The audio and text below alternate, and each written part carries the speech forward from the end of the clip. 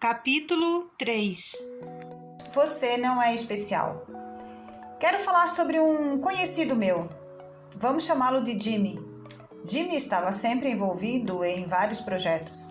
Sempre que perguntavam o que ele estava fazendo, Jimmy falava sobre a consultoria que estava prestando para alguma empresa. Descrevia um promissor aplicativo de saúde para o qual vinha buscando investidores. Falava de um evento beneficente em que faria um discurso ou contava sobre a ideia milionária que tivera para uma bomba de combustível mais eficiente. O cara não parava. Estava sempre ligado.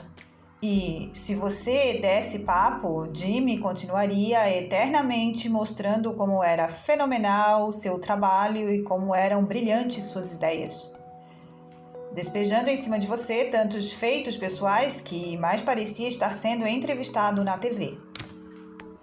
Jimmy era pura positividade o tempo todo, sempre alçando novos voos, sempre a um passo de mais uma conquista. Um verdadeiro cara que põe a mão na massa. O problema era que Jimmy também era um completo parasita. Muito papo e nenhuma ação. Passava a maior parte do tempo chapado e gastava em bares e restaurantes sofisticados tanto quanto investia em suas, aspas, ideias de negócios. Jimmy era um sanguessuga profissional.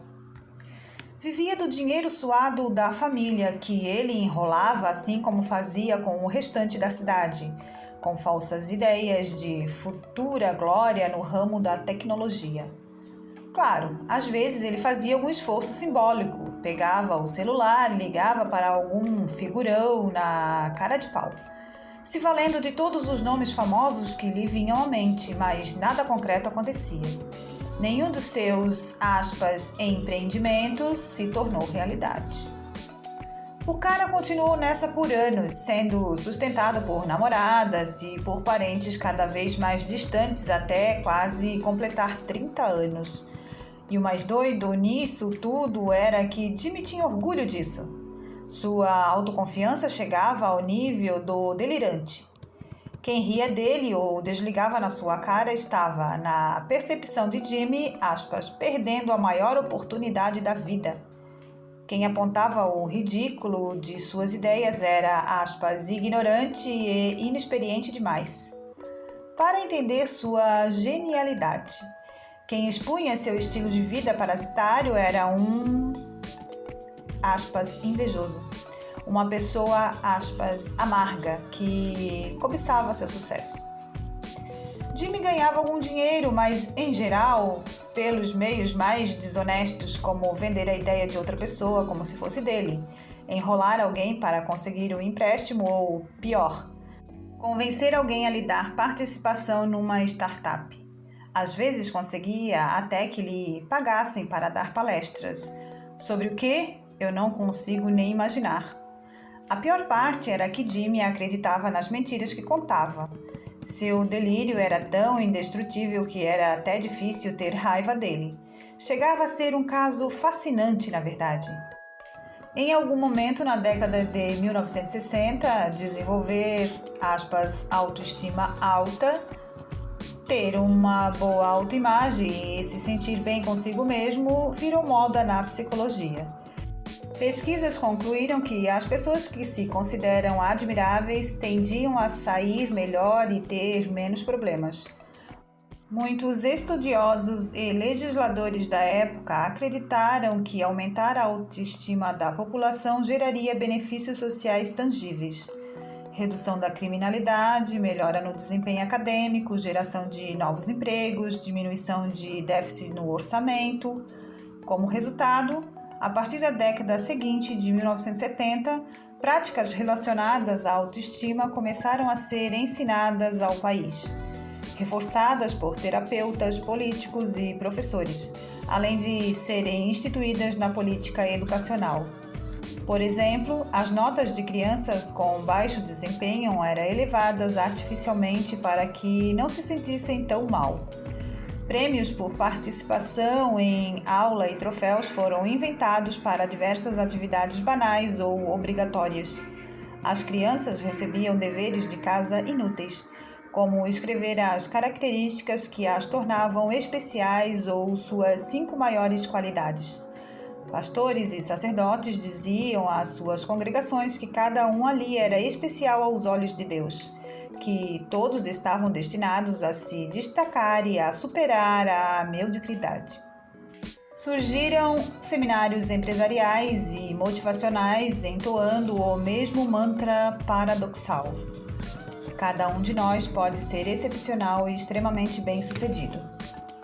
Hoje, uma geração depois, temos os resultados para avaliar. Não somos todos excepcionais.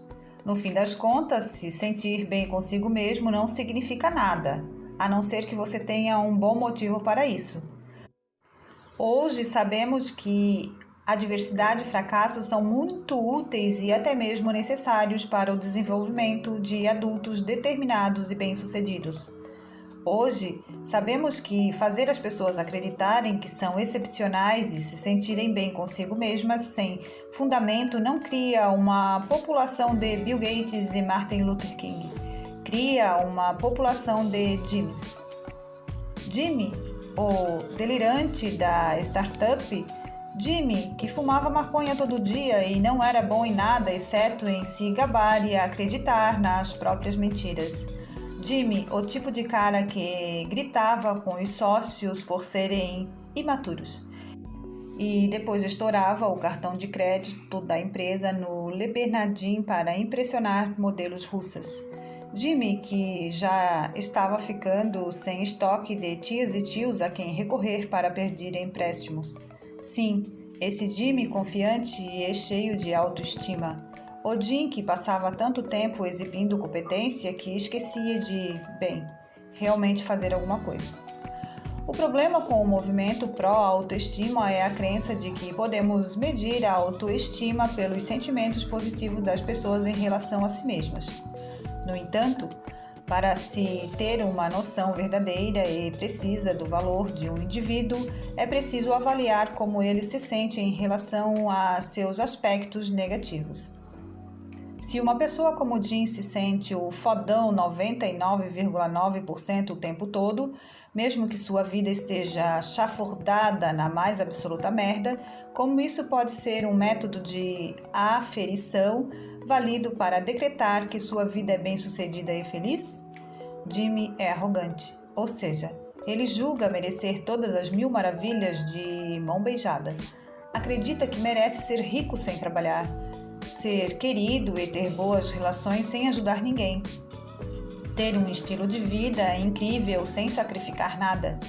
Gente como Jimmy é tão obcecada em se sentir bem consigo mesma que consegue se iludir e acreditar que está realizando feitos notáveis, mesmo sem mover um dedo. Esse tipo de gente vê a vida mesmo arrasando no palco quando na verdade está fazendo papel de bobo. Essas pessoas acreditam ser bem-sucedidas, fundadoras de startups, quando, na verdade, nunca tiveram sucesso em nenhum empreendimento. Elas se auto-intitulam Life Coaches e cobram para ajudar os outros do alto de seus 25 anos preenchidos por 0 conquistas significativas. Gente arrogante exala a autoconfiança em níveis irreais. Isso pode ser atraente para os outros, pelo menos por um tempo. Em alguns casos, a autoconfiança infundada é contagiante e ajuda as pessoas à sua volta a se sentirem mais confiantes também. Devo admitir que, apesar de todas as trapalhadas, Jimmy era uma boa companhia para sair. Você se sentia indestrutível perto dele. O problema da arrogância é que pessoas assim precisam se sentir bem consigo mesmas o tempo todo, mesmo que à custa dos outros. E como é uma necessidade constante, as pessoas arrogantes acabam gastando a maior parte do tempo pensando no próprio umbigo. Afinal de contas, não é simples se convencer de que seu peido não fede, ainda mais se você é um grande bosta.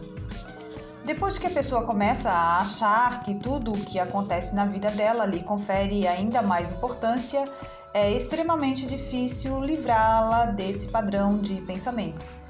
Qualquer tentativa de ser razoável é vista como mais uma ameaça à sua superioridade por parte de alguém que, aspas, não consegue aceitar tamanho talento, inteligência, beleza e sucesso.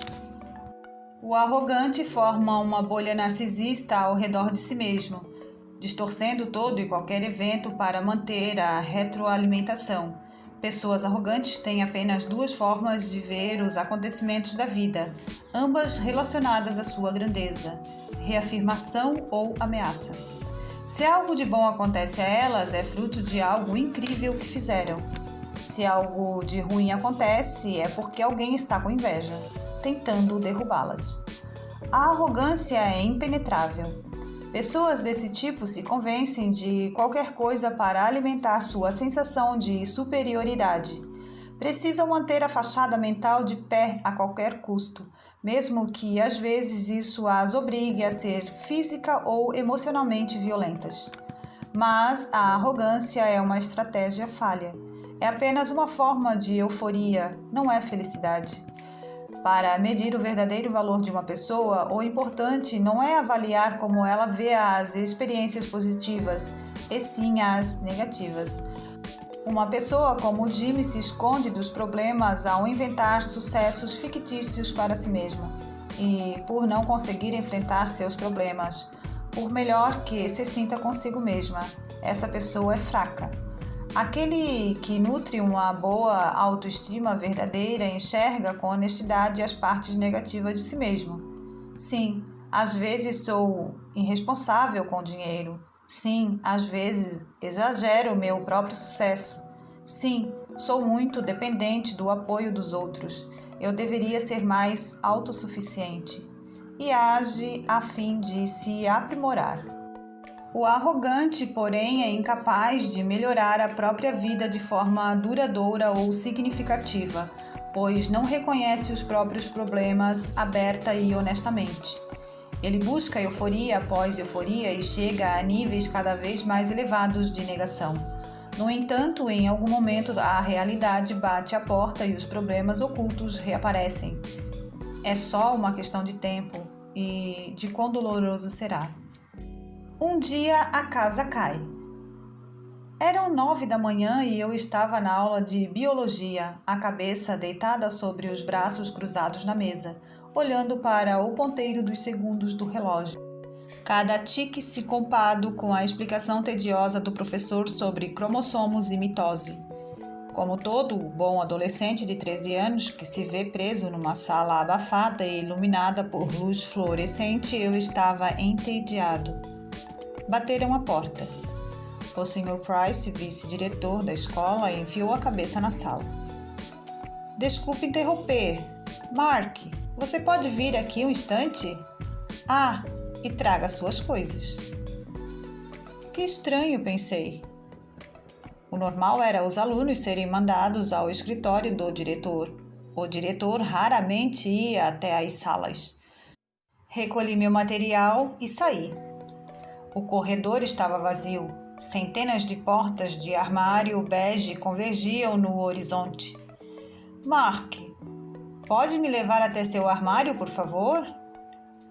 Tudo bem. Falei e comecei a andar até lá como uma lesma de calça jeans larga, cabelo desgrenhado e camisa do Pantera grande demais. Chegamos ao meu armário. Abra a porta, por favor, ordenou o Sr. Price. Obedeci. Ele ficou na minha frente e pegou meu casaco, minha bolsa com o uniforme de educação física, minha mochila, enfim, tudo que tinha no armário, menos alguns cadernos e lápis. Venha comigo, por favor, disse ele sem olhar para trás. Comecei a ficar nervoso. Fui com ele até o escritório do diretor. Chegando lá, o Sr. Price me mandou sentar. Depois fechou a porta e a trancou. Foi até a janela e fechou as cortinas. Minhas mãos começaram a suar. Aquilo não era uma simples conversa. O Sr. Price se sentou e revirou meu material em silêncio, verificando bolsos, abrindo zíperes, sacudindo as roupas de educação física e jogando-as no chão. Sabe o que estou fazendo, Mark? Perguntou ele sem olhar para mim. Não, falei. Drogas!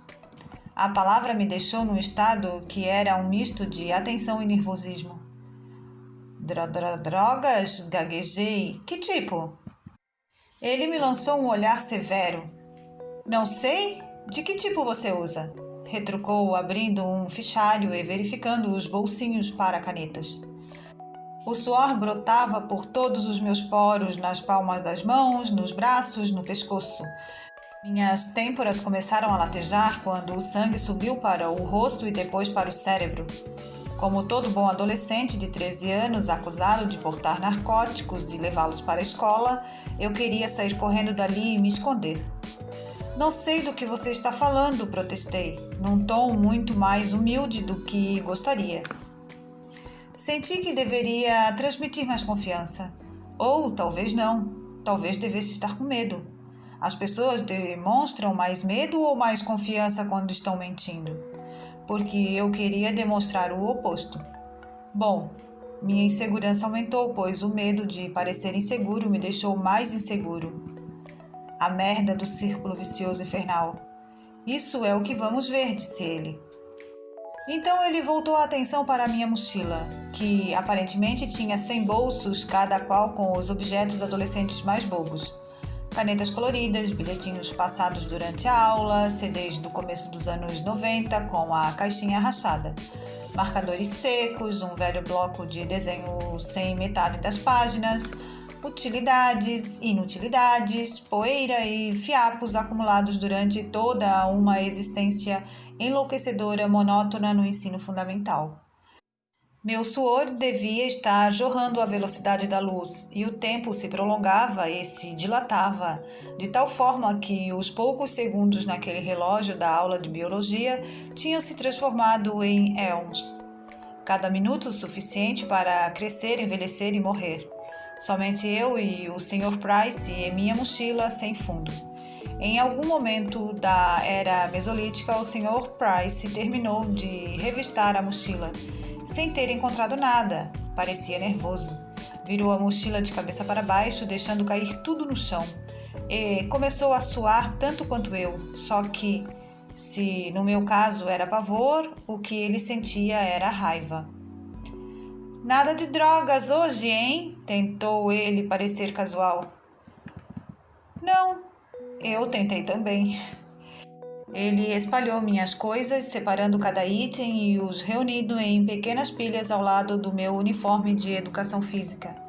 Meu casaco e minha mochila estavam agora esvaziados e murchos em seu colo. Ele suspirou e olhou para a parede. Como todo bom adolescente de 13 anos trancado numa sala com um homem que acabou de jogar suas coisas no chão furiosamente, eu queria chorar. O Sr. Price analisou os itens espalhados, nada ilícito ou ilegal, nenhum narcótico, nem mesmo algo que infringisse as regras da escola. Ele suspirou e depois jogou no chão também o casaco e a mochila. Então se inclinou e apoiou os cotovelos nos joelhos, o rosto na altura do meu. Mark, vou lhe dar uma última chance de ser sincero comigo. Se você for sincero, vai ser muito melhor para você. Se estiver mentindo, vai ser muito pior. Como se ouvisse a minha deixa, engoli em seco. Agora diga a verdade, exigiu o Sr. Price. Você trouxe drogas para a escola? Tentando conter as lágrimas, os gritos querendo escapar pela garganta, encarei meu torturador. E em tom de súplica, louco para me livrar daquele horror adolescente, respondi: Não, eu não tenho nenhuma droga. Não faço a menor ideia do que você está falando. Tudo bem, disse ele, sugerindo rendição. Pode pegar suas coisas e voltar para a aula. Ele deu uma última olhada para a mochila vazia, jogada como uma promessa quebrada no chão de sua sala. Então, casualmente, pisou de leve na mochila, uma última tentativa desesperada.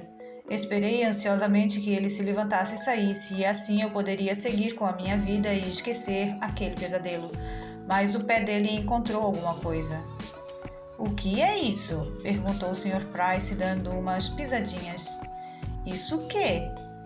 Ainda tem alguma coisa aqui. Ele pegou a mochila e começou a tatear ao fundo. A sala ficou embaçada aos meus olhos, tudo ao redor oscilava. Eu era inteligente quando jovem, era simpático, mas também era um idiota. Digo isso no sentido mais amoroso possível. Eu era um idiota rebelde e mentiroso, irritado e cheio de ressentimento. Aos 12 anos, modifiquei o sistema de segurança da minha casa usando ímãs de geladeira para sair escondido à noite. Meu amigo e eu colocávamos o carro da mãe dele em ponto morto e o empurrávamos até a rua para dirigir por aí sem acordá-la. Eu escrevia redações defendendo o aborto porque sabia que a professora de inglês era uma fanática religiosa. Outro amigo e eu roubávamos cigarros da mãe dele e os vendíamos atrás da escola. Eu abri um compartimento secreto no fundo da minha mochila para esconder maconha. Foi esse compartimento que o Sr. Price encontrou depois de pisar na minha droga escondida. Eu tinha mentido. E, como prometeu, o Sr. Price não pegou leve comigo. Algumas horas depois, como todo bom adolescente de 13 anos, algemado no banco traseiro de uma viatura policial, eu achava que a vida tinha acabado. E tinha mesmo, de certa forma. Meus pais me prenderam em casa e eu não teria amigos no futuro próximo. Fui expulso da escola e terminaria o ano letivo estudando em casa. Minha mãe me fez cortar o cabelo e jogar fora todas as camisetas do Marilyn Manson e do Metallica, o que, para os adolescentes em 1998, equivalia a ser condenado à morte por tosquice. Meu pai me arrastava para o trabalho de manhã e me fazia arquivar documentos por horas a fio. Depois que a educação domiciliar terminou, fui matriculada numa pequena escola cristã onde, o que não devia ser uma surpresa, eu não me encaixava muito bem. E, quando enfim tomei jeito, entregando os trabalhos no prazo e consciente do valor de uma boa responsabilidade clerical, meus pais decidiram se divorciar. Estou contando tudo isso só para ilustrar como minha adolescência foi uma bosta. Perdi todos os meus amigos, meu ambiente, direitos legais e família no intervalo de 9 meses. Como disse minha psicóloga, que me atendia aos 20 e poucos anos, foram eventos, abre aspas, traumatizantes pra cacete. E eu passaria uma década e mais um pouco tentando entendê-los e deixar de ser um bestinha egoísta e arrogante. O problema com a minha vida doméstica naquela época não foram todas as coisas horríveis que foram ditas e feitas, e sim tudo que devia ter sido dito e feito, mas não foi. Minha família ignora problemas como Warren Buffett ganha dinheiro ou Michael Jordan enterra no basquete. Somos os melhores nisso. A casa podia estar pegando fogo e diríamos, aspas, "Ah, não, está tudo bem, só um pouquinho quente aqui, talvez mais sério, tudo bem." Quando meus pais se divorciaram, não houve pratos quebrados, portas batidas, nem discussões histéricas sobre quem chifrou quem. Depois que garantiram para mim e para o meu irmão que não era culpa nossa, eles abriram para perguntas. Sim, você leu direito, sobre a lógica da nossa vida. Nenhuma lágrima foi derramada, nenhuma única voz foi erguida. O máximo que meu irmão e eu chegamos a entrever a vida emocional declinante dos nossos pais foi o esclarecimento de que, aspas, ninguém traiu ninguém. Ah, que ótimo! O ar estava meio abafado ali na sala, mas tranquilo, tudo certo. Meus pais são boas pessoas. Não os culpo por nada disso, pelo menos não mais. E amo muito os dois. Eles têm a própria história, a própria jornada e os próprios problemas como todos os pais. Como os pais deles tinham e assim por diante. E, como todos os pais, os meus, com as melhores intenções, transmitiram para mim alguns dos seus problemas, o que provavelmente também farei com os meus filhos. Quando passamos por eventos, aspas, traumatizantes pra cacete, como esses, começamos a achar inconscientemente que não podemos resolver alguns dos nossos problemas. Essa suposta incapacidade, por sua vez, nos deixa infelizes e indefesos. E tem mais uma consequência. Se temos problemas insolúveis, nosso inconsciente conclui que somos, em certos aspectos, muito especiais ou muito imperfeitos, que somos indiferentes de todos os outros e que as regras não se aplicam a nós. Simplificando, nos tornamos arrogantes. O sofrimento que passei na adolescência me colocou num caminho de arrogância que segui por boa parte do início da vida adulta. Enquanto a arrogância de Jimmy se manifestava no âmbito profissional, em que ele forjava um enorme sucesso, a minha se manifestava em meus relacionamentos, especialmente com as mulheres. Meu trauma girava em torno de intimidade e aceitação. Então eu sentia a necessidade constante de provar a mim mesmo que era amado e aceito. Como resultado, comecei a correr atrás de mulheres como um viciado em posse jogaria sobre um boneco de neve feito de cocaína, fazendo amor em êxtase para imediatamente depois sufocar qualquer sentimento. Virei um galinha, imaturo e egoísta, embora às vezes charmoso, e passei quase uma década colecionando uma longa série de relacionamentos superficiais e doentios. Não era exatamente sexo que eu queria, embora essa parte fosse divertida. Era a validação. Eu era desejado, amado pela primeira vez na vida desde que me entendia por gente. Eu tinha valor. Meu desejo de validação logo virou um hábito mental de exagerar minha importância e de ser autoindulgente demais. Eu me sentia no direito de dizer ou fazer o que quisesse, de trair a confiança das pessoas, de ignorar sentimentos e depois me justificava com desculpas esfarrapadas. Embora esse período tenha tido seus momentos de diversão e emoção, embora eu tenha conhecido algumas mulheres maravilhosas, minha vida era meio que um constante caos. Vivia desempregado, dormindo no sofá de amigos ou morando com a minha mãe, bebendo muito mais do que deveria, me afastando de vários amigos e, quando conheci uma mulher de quem realmente gostava, o egocentrismo não demorou a estragar tudo. Quanto mais profunda é a dor, mais impotentes nos sentimentos diante dos problemas e mais arrogantes ficamos em compensação. Essa arrogância pode funcionar de dois jeitos. 1. Sou incrível e vocês são uns merdas, então mereço tratamento especial. 2. Eu sou um merda e vocês são incríveis, então mereço tratamento especial. Por fora são mentalidades opostas, mas por dentro é o mesmo recheio cremoso de egoísmo. Na verdade, é comum ver gente arrogante alternando entre um pensamento e outro. Ou estão no topo do mundo, ou o mundo desabou sobre eles, dependendo do dia ou de como estão lidando com seu vício naquele momento. Grande parte das pessoas percebe na hora que alguém como Jimmy é um completo imbecil narcisista, porque ele deixa bastante óbvia sua autoestima delirante. O que a maioria não identifica como arrogância é o comportamento daqueles que se sentem sempre inferiores e indignos do mundo. Interpretar tudo na vida com vitimismo constante exige tanto egoísmo quanto a atitude oposta. A mesma quantidade de energia e de autocentrismo delirante são necessários tanto para acreditar que você tem problemas insuportáveis, quanto que não tem problema algum. A verdade é que não existem problemas únicos e pessoais. Se você tem um problema, é provável que milhões de outras pessoas já tenham passado por isso antes de você. Estão passando por isso agora ou virão a passar no futuro, inclusive conhecidos seus.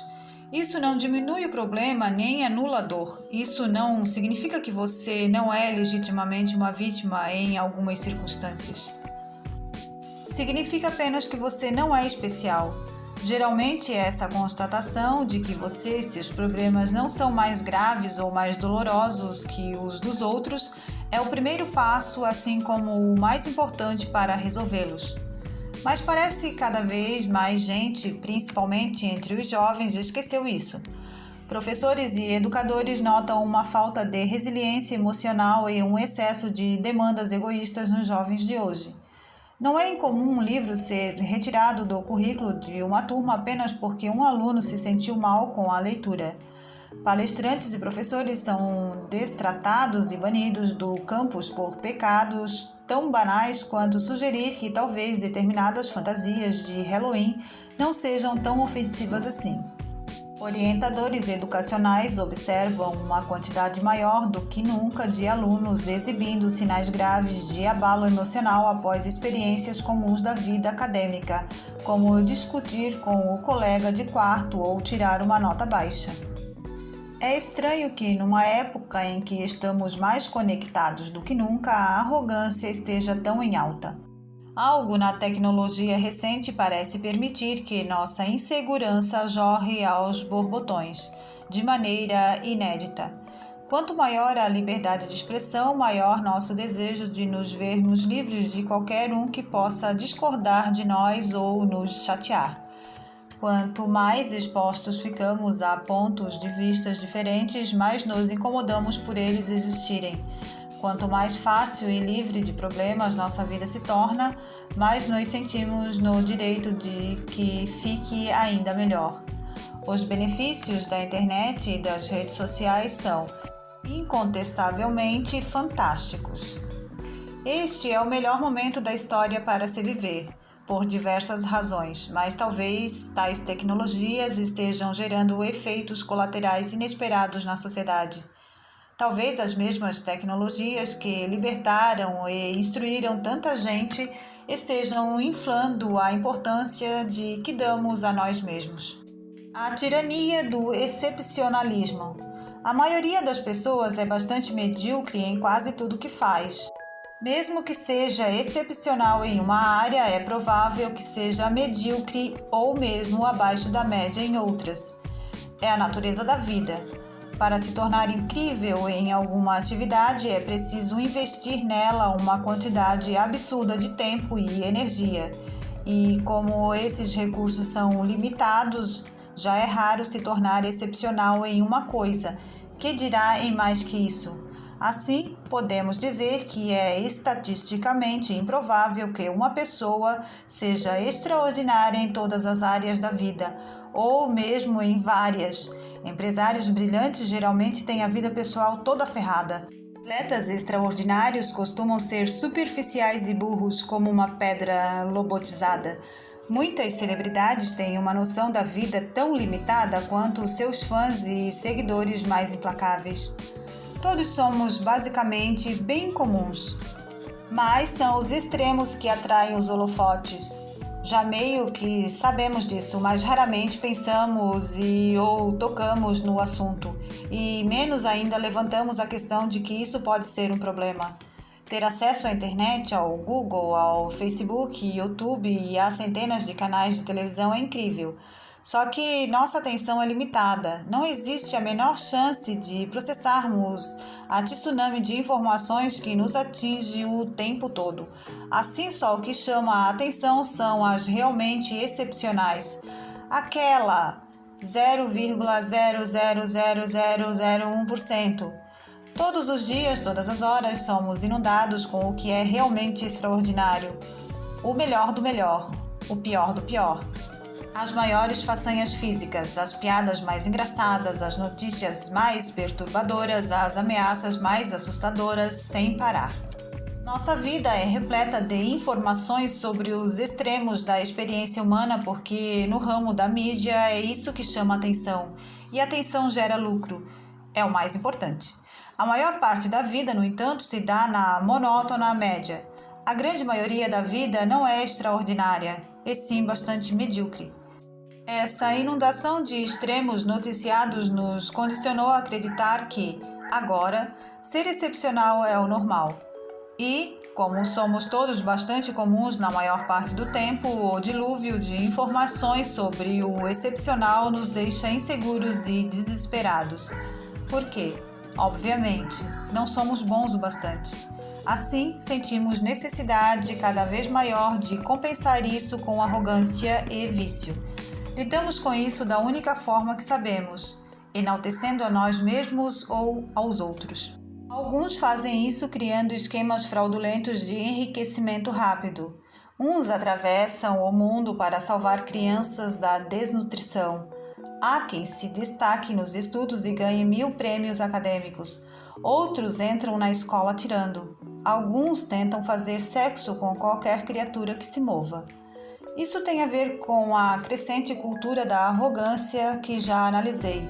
Muitas vezes os millennials são responsabilizados por essa mudança cultural, mas provavelmente apenas porque são a geração mais conectada e mais visível. A tendência à arrogância abrange toda a sociedade e acredito que seja consequência da excepcionalidade gerada pelos meios de comunicação de massa. O problema é que a onipresença da tecnologia e do marketing está dando um nó nas expectativas de muita gente. A enxurrada do excepcional faz as pessoas se sentirem menores, as faz sentir que precisam ser mais extremas, mais radicais e mais autoconfiantes para serem notadas ou terem valor. Quando eu era jovem, minhas inseguranças com intimidade eram exacerbadas por todas as narrativas de masculinidade ridículas difundidas pela cultura pop. Essas mesmas narrativas ainda circulam hoje. Para ser popular, o cara tem que sair e beber com um astro de rock.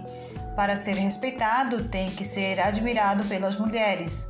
Sexo é o bem mais valioso que um homem pode obter, e para consegui-lo vale sacrificar qualquer coisa, inclusive a dignidade. Esse fluxo incessante de notícias irreais alimenta nossa insegurança ao nos expor a padrões fantasiosos e impossíveis de corresponder.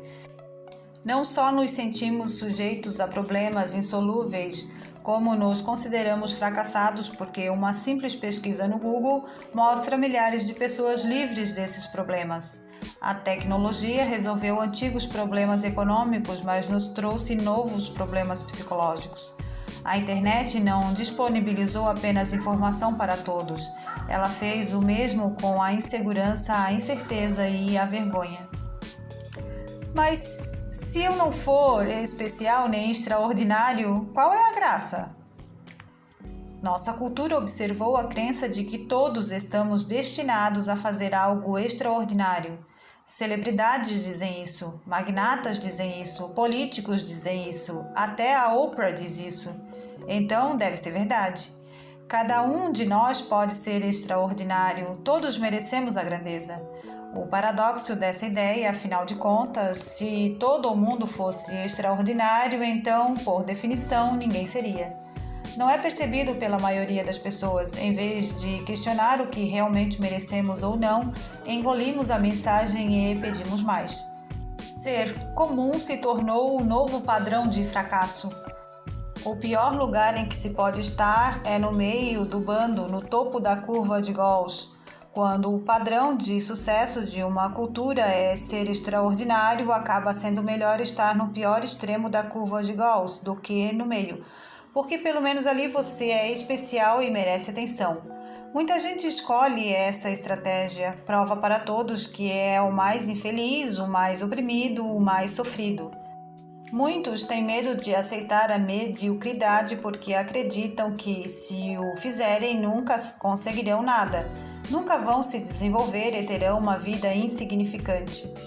É uma ideia perigosa, uma vez que você aceita a premissa de que a vida só vale a pena se for notável e grandiosa, também aceita o fato de que a maior parte da humanidade, incluindo você, é inútil e sem valor.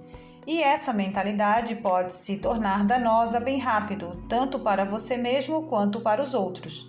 As poucas pessoas que se tornam verdadeiramente excepcionais em algo não alcançaram isso porque se consideram excepcionais. Pelo contrário, elas são incríveis porque são obcecadas por se aperfeiçoar. Essa fixação é derivada de uma crença imperturbável de que, na verdade, não são lá grande coisa. É o inverso da arrogância. Quem se torna excelente em alguma coisa consegue isso por entender que não nasceu excelente. É medíocre, comum, mas que pode se tornar muito melhor. Essa ladainha de que, aspas, todo mundo pode ser extraordinário e alcançar a grandeza é só uma punhetagem do ego. Uma mensagem gostosa de engolir, mas que na verdade não passa de calorias vazias que deixam você emocionalmente gordo e inchado, como um Big Mac para o coração e o cérebro. O caminho para a saúde emocional, como para a física, é legumes e verduras, ou seja, aceitar as verdades sem graça e banais. como, aspas, suas ações em geral não importam tanto assim. E, aspas, a maior parte da vida é tediosa e irrelevante, mas tudo bem. O prato de legumes vai ter um gosto bem ruim no começo, você não vai querer comer. Mas depois que engolir, seu corpo vai acordar mais potente e mais vivo. Afinal de contas, você não vai mais estar carregando a constante pressão de ser incrível e inovador. O estresse e a ansiedade de ser sempre inadequado e de precisar se provar vai se dissipar. E a percepção e a aceitação de sua existência banal o libertarão para realizar o que realmente deseja, sem julgamento ou expectativas altas demais. Você vai apreciar cada vez mais as coisas simples da vida, os prazeres de ter amigos, de criar alguma coisa, de ajudar alguém em necessidade, de ler um bom livro, de rir com alguém de que você gosta. Que chatice, não? É porque tudo isso é comum, mas talvez seja comum por uma razão, porque são as coisas que realmente importam.